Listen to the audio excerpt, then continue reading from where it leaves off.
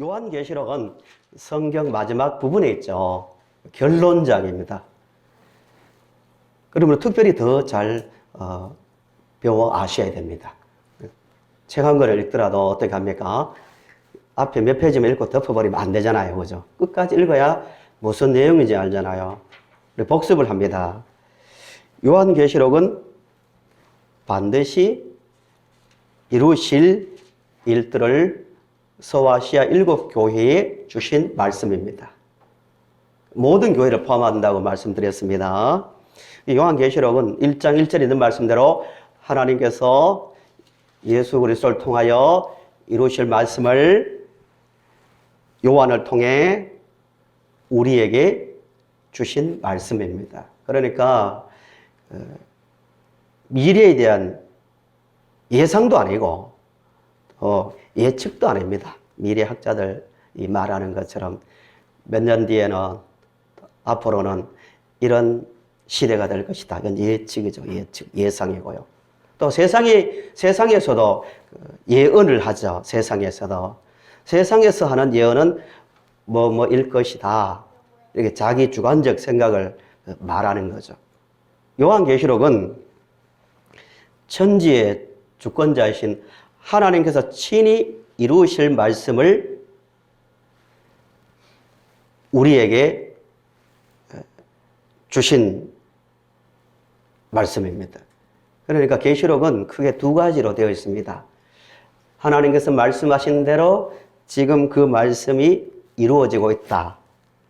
또 하나는 앞으로도 하나님께서 말씀하신 대로 어떻게 된다? 그대로 이루어진다. 반드시 속히 될 일. 말씀을 들을 때 한 단어 한 단어가 다 그대로 이루어진다는 믿음을 갖고 들으셔야 됩니다. 또 하나는 왜 7교회였는가? 조금 전에 드린 말씀대로 교회의 어떤 크기나 어떤 규모에 의해서 뽑은 교회가 아니고 모든 시대를 넘어서서 모든 시대의 교회의 특징을 담아내는 교회이기 때문에 다양성을 가지고 일부 교회를 우리에게 말하고 있는 겁니다. 교회의 칭찬, 책망을 자세히 보시면 형태는 다르겠죠. 그 시대와 지금 시대에 살아가는 모습이 다르니까 드러나는 형태는 다르지만 그 뿌리는 같다는 거예요. 잘못한 것은 그때나 지금이나 들어가 보면 같다는 거예요. 또 칭찬받을 일도 그때나 지금이나 뿌리는 같다는 거예요. 가만히 보시면 현재 우리 교회의 현 시대의 실상이 다 보이는 거예요. 거울로 삼으라겠습니다. 거울을 보면 뭐가 보입니까? 누가 보입니까? 내 얼굴이 보이죠. 그죠? 거울의 기능입니다. 현미경을 보면 뭐가 보입니까? 세포 조직이 보이죠. 우리 육신의 눈으로 절대 볼 수 없죠. 그냥 보면. 근데 그걸로 딱 보면은 조직까지 다 보이는 거예요. 계시록을 통해서 말씀을 자세히 보면 우리의 뭐가 보일까요? 영적인 상태가 보이는 거예요. 그 실상이 보이는 거예요. 늘 보셔야 됩니다. 거울을 보셔야 내 얼굴에 뭐가 묻었다. 머리는 바로 되어 있다. 아는 것처럼 세상 책을 아무리 많이 봐도 실상은 보이지 않는 거예요. 영적인 세계. 하나님이 보시기에 내가 어떻게 보이는가 그걸 알려면 말씀을 자세히 보고 이건 잘못했구나. 이 시대 교회 이건 정말 잘못했구나. 이거는 하나님께서 칭찬하시는구나. 이걸 보면서 하나하나 다 넘어가는 것. 이게 신앙생활 아닐까요? 오늘 말씀을 보시면서 우리 영적 모습, 우리 교회의 영적인 실상을 잘 보고 잘못된 것은 고치고 또 하나님께서 인정하신 부분은 더 잘 만들어가는 성도님들이 될 수 있기를 바랍니다. 또 7교회의 순서, 에베소, 서머나, 버가모, 두아디라, 빌라델피아, 사대, 라오디게아는 지리적 순서로 말씀드렸습니다. 맘모섬에서 탁 보내면은 시계 방향으로 쫙 길을 따라가면은 이 교회 순서가 나옵니다. 그리고 바로 전 시간에 에베소 교회에 대해서 말씀을 배웠는데 두 가지, 기억할 말씀 두 가지예요. 많은 말씀이 있지만 에베소 교회는 인내하는 교회였고 거짓 가르침을 분별할 줄 알았습니다. 정말 중요한 얘기입니다. 말세 하는데요. 말세를 준비하는 최우선 순위, 근본 준비가 뭐냐면은 말씀을 잘 보고 이 하나님 말씀인지 아닌지 구별할 수 있는 능력을 키우는 거예요.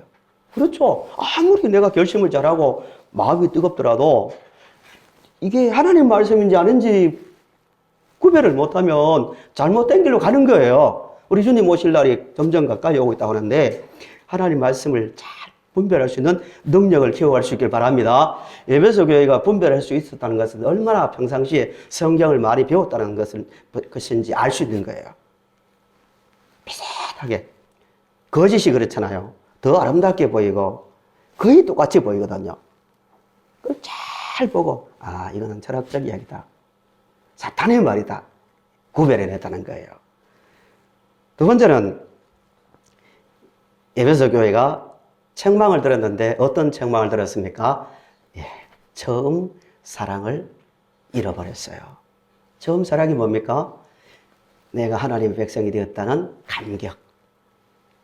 예수님께서 십자가에 달려 죽으심으로 내가 영원한 죽음에서 영생을 얻었다는 그 감격. 근본 아닙니까? 근본. 교회를, 이 시대 교회를 순수하게 만들고 세상과 싸워 이기게 만드는 힘. 이게 처음 사랑입니다. 우리 교회도 많은 것 필요하죠. 그렇지만 근본, 말씀을 들으면서 이 근본 자리에 서봐야 됩니다. 내가 구원받았어. 이거 하나로 감격하고 찬송 부를 때도 눈물도 나고 또 세상에서 지쳐 있다가도 이 사실을 생각하면 용기가 생기고 이런 근본 사랑, 이 처음 사랑을 회복하고요. 더 깊이 누리는 우리가 되어야 됩니다. 이게 지난 시간 이야기였고요. 이제 본문 두 번째 교회. 첫 번째 교회가 에베소 교회, 두 번째 교회가 이제 지리적 순서를 따라 서머나 교회입니다. 서머나 교회가 어떤 교회였나? 8절을 보세요. 항상 말씀의 첫 번째 나오는 내용이 뭐였다고 했습니까? 교회마다 나타나신 주님의 모습이에요, 모습. 주님은 교회가 처한 상황, 또 영적 상태에 따라서 다르게 나타났거든요. 8절을 보세요. 서머나 교회의 사자에게 편지하라. 처음이며 마지막이요. 죽었다가 살아나신 이가 이르시되 라고 말합니다. 서머나 교회는 늘 죽음의 위기 앞에 놓여 있었습니다. 언제 순교당할지 모를 정도로 많은 박해를 받았습니다. 그리고 매우 가난했습니다. 그 이유가 있거든요. 뒤에 나올 9절을 보시면 내가 내 환난과 궁핍을 알거니와 실상은 내가 부요한 자니라 자칭 유대인이라 하는 자들의 비방도 알거니와 실상은 유대인이 아니요 사탄의 회당이라 라고 말합니다. 서머나는 지금도 있는 도시예요. 터키에 3대 도시가 있는데요. 터키의 수도가 됩니까? 예, 앙카라 맞습니까? 앙카라? 예, 이스탄불. 그 다음 또 하나가 서머나가 3대 도시예요. 지금은 이즈밀이랍니다. 한 400만이나 되는 큰 도시예요. 부산보다 큰 도시죠. 이 당시에는 약 한 20만 명이 살고 있는 큰 도시였습니다. 서머나는 당시에도 공공 도서관도 있고 아시아에서 가장 큰 극장도 있었습니다. 그리고 경기장도 있고요. 어떤 도시인지 대충 아시겠죠? 그런 도시였는데 문제가 뭐였냐면 서머나가 로마 황제를 섬기는 숭배의 중심 도시였습니다. 11도시가 로마 황제를 섬기기 위한 신전을 건축하기 위한 신청을 했습니다. 신청을 했는데 서머나 교회가 선정이 된 거예요. 왜 신청을 하냐면은 로마는 물론 정치 수단으로서 로마 황제를 신격한 거죠. 신청을 하면 신전을 짓고 유지하기 위한 막대한 자금을 지원을 받는 거예요. 엄청난 자금이 들어오니까 도시가 경제가 잘 살고 돌아가겠죠. 그러니까 서로 경쟁을 하면서 신청을 했는데 이 서머나가 선정이 된 거예요. 1년에 한 번씩 황제 숭배 의식을 하는데 참석 증명서를 당연히 발급하겠죠. 정치 행위니까. 그래서 한눈에 뭐가 들어오겠습니까? 어느 지역은 참석률이 98%다. 어떤 지역은 90%다. 한눈에 딱 들어오니까 행정 당국에서는 어떻게 하겠어요? 참여를 독려하겠죠. 자기 책임이 있으니까. 국가 지원을 받아서 신전을 지었는데 어떤 지역은 참석률이 떨어지니까 어떻게 압박하겠어요? 처음에는 이렇게 말로 하겠죠. 참석하라. 국가의식이다. 이렇게 나왔겠죠. 그래도 그리스도인들은 참석할까요? 안 할까요? 안 한 거예요. 그 당시에 안 한 거예요. 그러니까 그리스도인들이 많은 곳에서는 참석률이 떨어지니까 이제 불이익을 주는 거예요. 특별히 상인 조직이 있었는데 세금을 왕창 올리는 거예요. 세금이 올라가니까 얼마나 살기 힘들겠어요. 또 이 장사하는데 물량을 이제 공급해 주지 않는 거예요. 줄이는 거예요.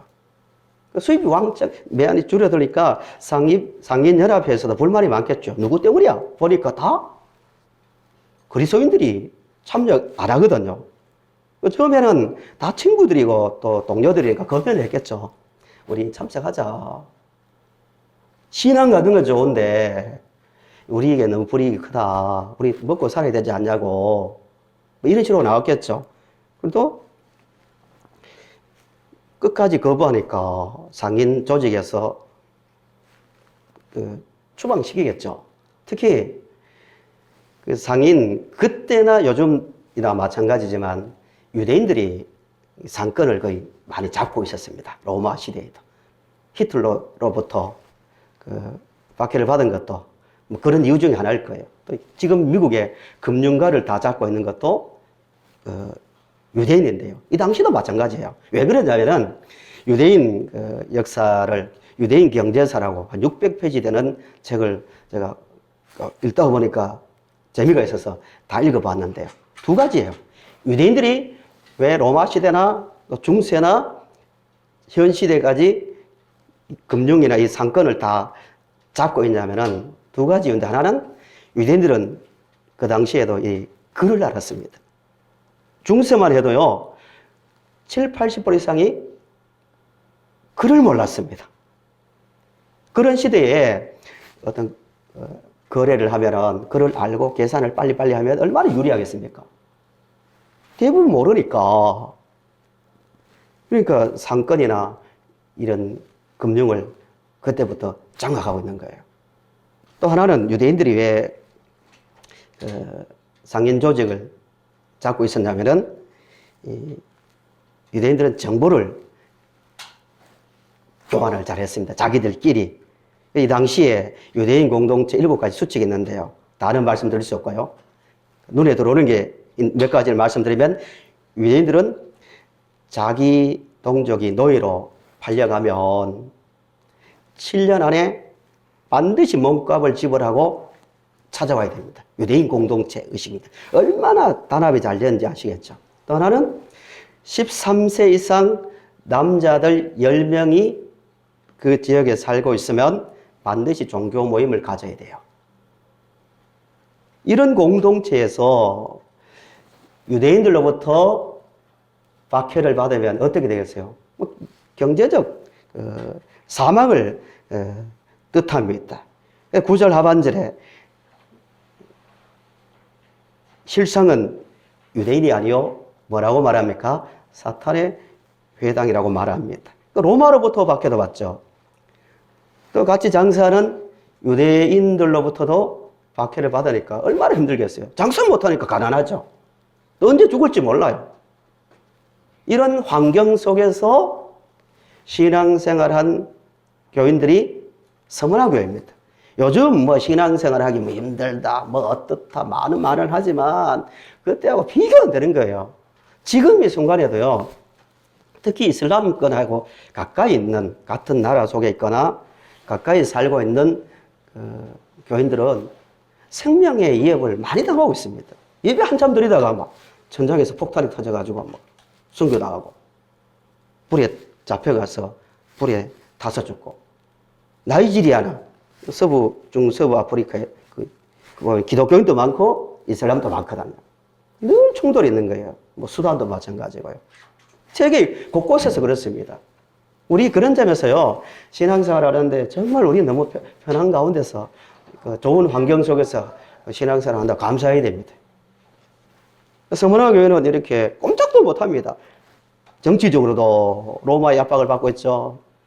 경제적으로도 특별히 유대 공동체에서 많은 박해를 받고 있습니다. 당장 일 못하니까 궁핍할 수밖에 없는 거죠. 아마 이런 당시의 성도, 서문화 교인들이 이런 말을 많이 들었을 것 같아요. 또 이런 갈등도 하고. 어떤 말을 들었을 것 같았냐면, 특히 동료들로부터 이기적인 예수쟁이들, 자기 신앙 때문에 우리 공동체 상인 조합이 다 무너진다고. 당신들 믿는 거 좋지만 왜 우리까지 박해를 당해야 되냐고. 이런 말 들었을 거예요. 또 세상 물정 모르는 꼴통들, 돌아가는 것 좀 알고 신사적으로 믿어야지, 저러니까 욕먹지, 이런 말을 많이 들었을 거예요. 장사 문제니까, 먹는 문제니까. 그런 말을 들으면 어떤 마음이 생길까요? 예수 믿는 입장에서 우리가 그런 말을 듣는다면, 조직 속에서 우리만 박해 받으면 견딜만 해요. 그죠? 우리만 뭐 눈물 흘리고 이러면 되는데, 우리 때문에 우리와 관련된 사람들까지 피해를 보면 얼마나 마음이 힘들겠어요. 눈치도 보이고요. 눈치 많이 보였을 거예요. 다 참석하는데, 날짜 미리 받아놓고 황제 숭배에 참석하는데 하루 남았어요. 그 전에 와서 얼마나 많은 건면을 했겠어요. 친구들이 제발 가자고, 나 좀 봐서 가자고, 이건 다른 이야기지 않냐고. 근데 그 눈총, 또 실제로 자신에게 오는 어떤 어려움들 다 당했거든요. 너희들 왜 그렇게 유별나게 믿냐고. 그러면서 스스로 이게 우리가 지혜롭지 못해서 하는 행동이 아닌가, 이게 교회에 박해가, 교회에 손해가 되는 게 아닌가, 이런 내면적 어떤 혼란, 갈등들이 있었을 거예요. 그럼에도 불구하고 서문화 교인들은 타협하지 않았습니다. 딱 거부했습니다. 왜? 하나님의 말씀이 아니니까. 로마의 황제는 신이 아니니까 거부했습니다. 그래서 혹독한 박해를 받은 거예요. 그것을 주님은 어떻게 합니까? 칭찬하는 거예요. 잘했다고. 누가 뭐래도 너희들은 잘했다고. 공동체에 쫓겨나고 예배를 당해도 그들은 거부함으로 인정을 받았는데요. 그들에게 어떤 말씀을 하시는가? 오늘 우리가 만약에 하나님 말씀대로 산다고 보이는 어려움, 보이지 않는 어떤 문제가 생길 때 주님은 이렇게 말씀하신다는 거예요. 9절을 보세요. 9절을 다시 보시면, 내가 내 환난과 궁핍을 뭐 한다고요? 예, 알거니와. 이게 모든 교회에 나옵니다. 모든 교회. 근본이 신앙생활 할 때 이 의식이 있어야 돼요. 주님은 우리의 모든 것을 다 뭐다고요? 아신대요.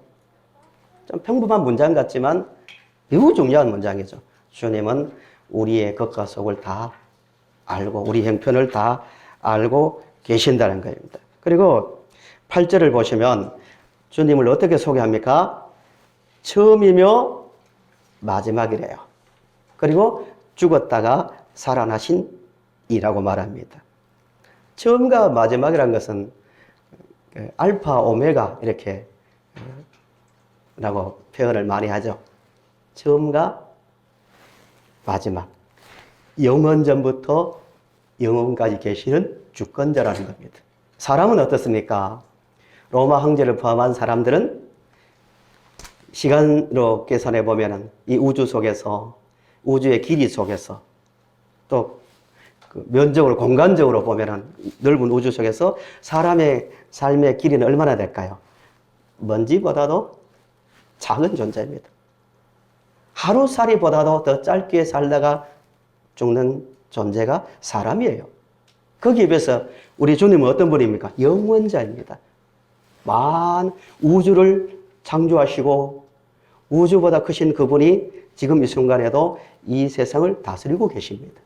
이루가 되는 거죠. 그들에게 주님은 그렇게 자신을 소개합니다. 그리고 사망의 권세를 이기신 분, 죽었다가 살아나신 분. 죽음의 문제를 두려워하지 말라는 겁니다.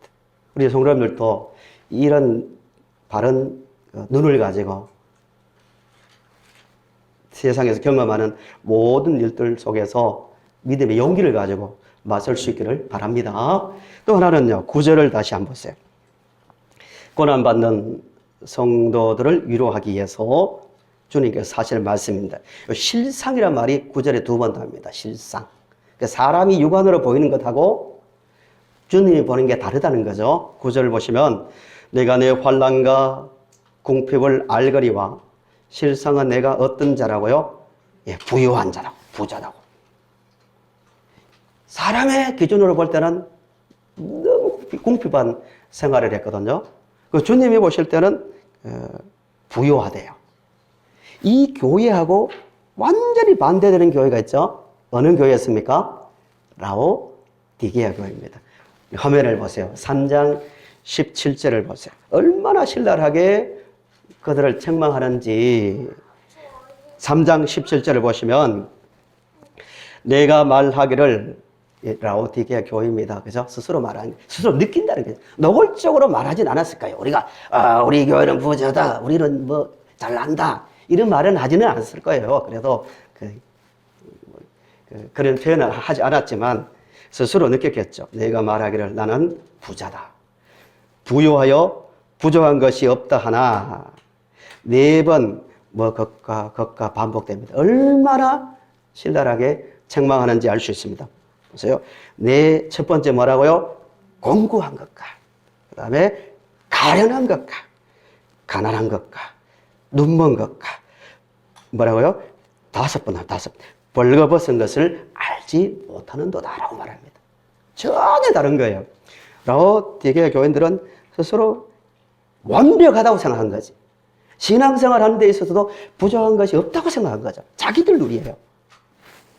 그러나 주님의 기준으로 볼 때는 공고했고, 가련했고, 가난했고, 영적으로 눈이 멀었고, 완전히 아무것도 없는 벌거벗은 상태에 있는 교회였다는 거예요.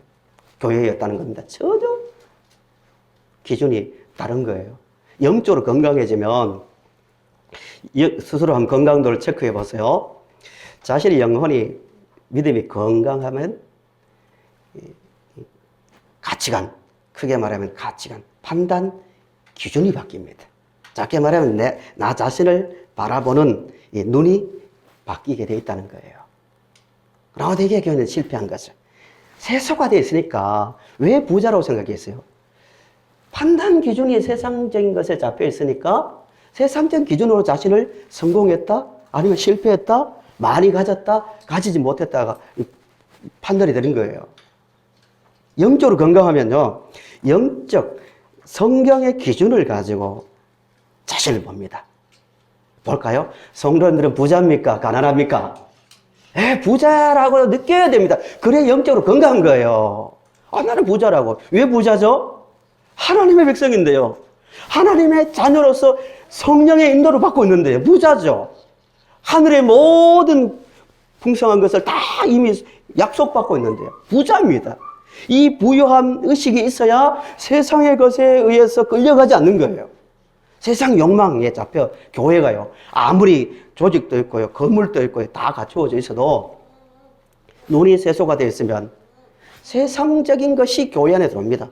간증을 하더라도 우리는 어떻게 해서 합격했습니다. 부자가 되었습니다. 그 자체는 나쁜 것 아니지만 그런 것이 진짜 실질적 그 복으로 인식한다는 거예요. 그럼 타협하는 거죠. 당연히 그것 얻기 위해서. 라오디게아 교회가 그랬거든요. 증거가 뭐냐면 라오디게아 교회는 세상과 뭐한 교회였다고요? 타협했습니다. 증거가 미지근하다는 거예요. 확실한 게 없다는 거예요. 우리는 확실해야 됩니다. 말씀이냐 아니냐, 하나님의 뜻이냐 아니냐, 이걸로 모든 판단 기준이 여기에 있어야 됩니다. 그 믿음을 가지고 살아간 사람 중 한 사람이 모세였다고 말씀드렸습니다. 화면을 한번 보세요.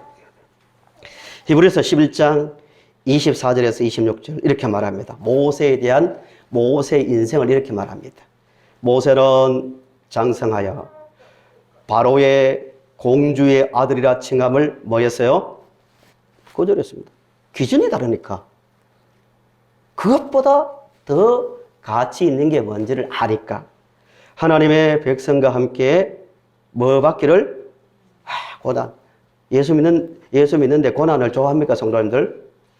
이래 탁 눈치 보고 편하게 예수 믿으려고 하지 않습니까? 고난 받기를 더 좋아했어요. 잠시 죄악의 낙을 누리는 것보다 더 좋아하고, 그리스도를 위하여 받는 수모를 애굽의 모든 보다 어떻게 여겼다고요? 여기에 비밀이 있는 거예요. 더 큰 재물로 여겼다는 거예요. 이 가치의 차이입니다. 눈이 바뀐 거예요. 서머나 교회가 이 눈을 가지고 있으니까 어떤 박해가 오더라도 당연히 받는 거예요. 내 평생 가난하게 살다가 죽어도 좋다.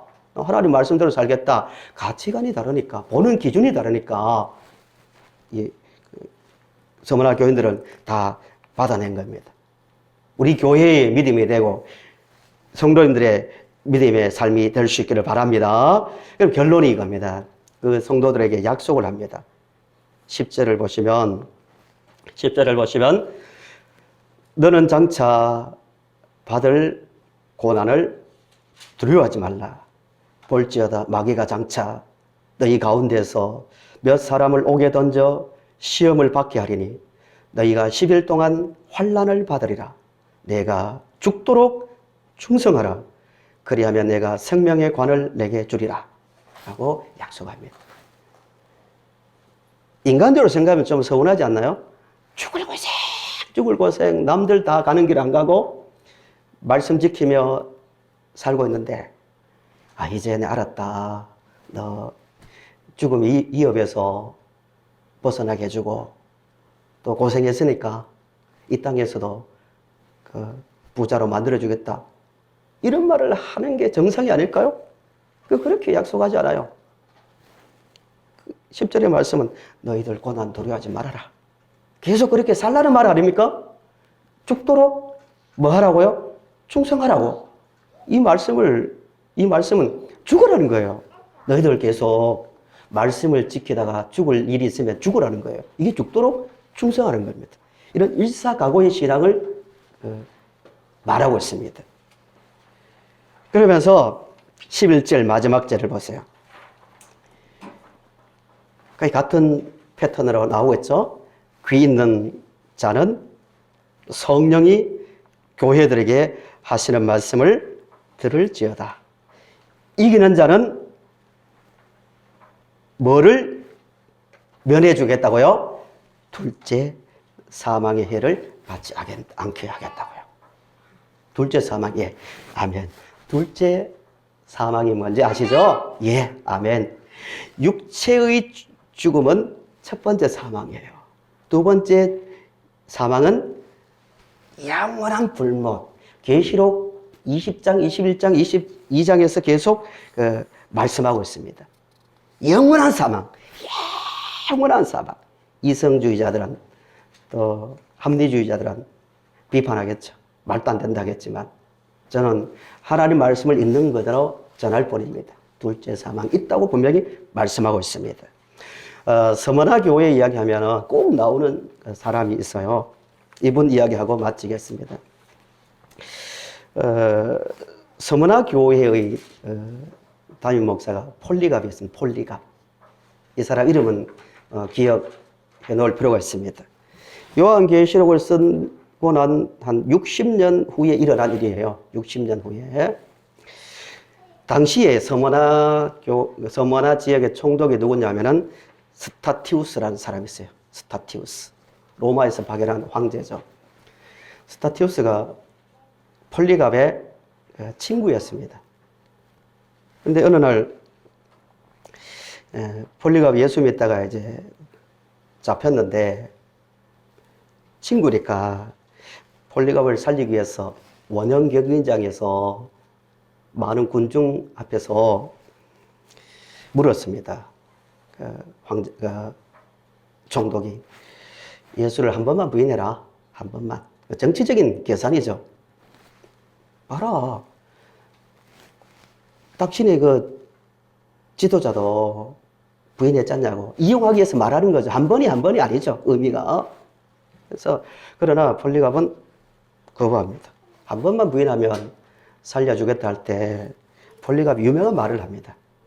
이런 말을 합니다. 폴리갑이 우리 주님은 86년 동안 그 나이가 86세니까 한 번도 나를 모른다 하지 않으셨는데 내가 어찌 주님을 모른다 할 수 있겠는가 라고 했습니다.